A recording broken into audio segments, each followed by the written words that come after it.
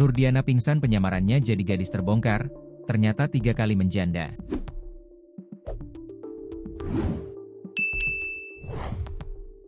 Nurdiana pingsan usai penyamarannya sebagai seorang gadis terbongkar. Aslinya ia sudah 3 kali menjanda. Betapa tidak, penyamaran Nurdiana terungkap di hari pernikahannya di Dusun Sangkor, Desa Bakan, Kecamatan Janapria, Lombok Tengah, Selasa, 24 Juni 2025. Padahal, pengantin laki-laki bernama Rodi Handika rela memberi mahar dan uang pisuke kepada Nurdiana sebesar 20 gram emas dan 60 juta rupiah. Sontak hal ini memicu kericuhan dan kekecewaan dari pihak pengantin laki-laki. Benar bahwa memang si perempuan ini sudah menikah.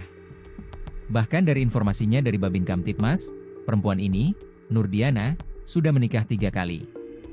Ini pernikahannya yang keempat, jelas Kepala Desa Bakan Jeffrey, Selasa, melansir dari Tribun Lombok. Dikatakannya, hingga saat ini keluarga pengantin perempuan belum melaporkan kepada pemerintah desa terkait persoalan ini. Pihaknya juga sedang menunggu penyelesaian kasus ini. Jeffrey menyampaikan, pengantin dimungkinkan belum melakukan malam pertama karena usai akad nikah langsung melakukan adat nyongkolan dari Lombok Timur ke Lombok Tengah. Pantauan Tribun Lombok, tampak ricuhan dan adu mulut terjadi antara mempelai laki-laki dan perempuan. Akibat kejadian tersebut, pengantin perempuan Nurdiana pingsan tak sadarkan diri setelah tampak tak kuasa melihat kejadian di hari bahagianya. Sementara dari rombongan keluarga mempelai laki-laki kemudian pergi meninggalkan rumah pengantin perempuan. Termasuk meninggalkan pengantin perempuan. Rencananya keluarga pengantin laki-laki akan meminta ganti rugi berupa uang kepada pengantin perempuan untuk biaya akad nikah, resepsi, nyongkolan, mahar hingga uang pisuke. Kini, keluarga pengantin laki-laki menuntut ganti rugi berupa uang kepada pengantin perempuan untuk biaya akad nikah, resepsi, nyongkolan, mahar hingga uang pisuke. Informasi tuntutan pengembalian itu disampaikan oleh Kades Bakan Lombok Tengah, Jeffrey Ananta. Keluarga mempelai pria merasa ditipu oleh keluarga pengantin perempuan termasuk oleh Kadus Sangkor yang tidak memberitahukan status pernikahan sebenarnya dari pengantin perempuan. Jeffrey Ananta menyampaikan, jika pihak laki-laki merasa dirugikan terkait persoalan ini, selanjutnya pihaknya siap untuk melakukan mediasi. Terkait solusi atau langkahnya perlu mediasi. Mungkin bisa dikembalikan, mungkin uangnya setengahnya atau separuhnya kalau memang hubungan pernikahan ini tidak bisa dilanjutkan. Kalau memang dipisah, bagaimana penyelesaian baiknya?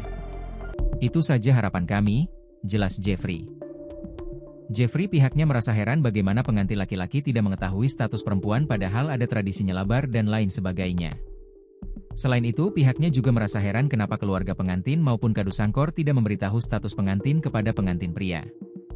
Jeffrey menyampaikan, seharusnya Kadus memberitahu status pernikahan pengantin perempuan.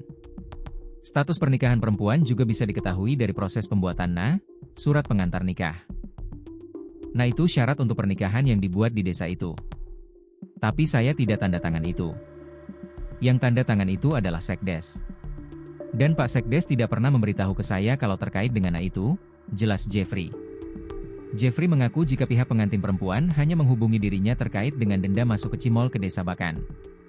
Persoalan status pernikahan tak pernah dibahas. Uang denda tersebut diantar langsung oleh ayahnya Nurdiana. Jeffrey mengungkapkan, status pernikahan Nurdiana terbongkar setelah seorang perempuan dari keluarga pengantin perempuan memberitahukan kepada pengantin pria.